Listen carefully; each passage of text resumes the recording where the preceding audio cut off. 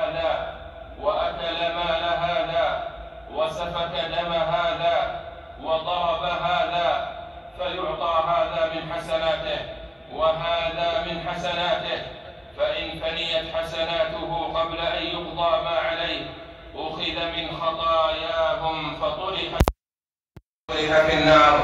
أخرجه مسلم. وعن عبد الله بن أنيس رضي الله عنه قال: سمعت رسول الله صلى الله عليه وسلم يقول: يحشر الله تعالى الناس عراة غرلا بهما، ثم يناديهم نداء يسمعه من بعد كما يسمعه من قرب، فيقول: أنا الملك أنا الديان، لا ينبغي لأحد من أهل الجنة أن يدخل الجنة، ولا ينبغي لأحد من أهل النار أن يدخل النار، وعنده مظلمة حتى أقصه منه حتى اللقمة.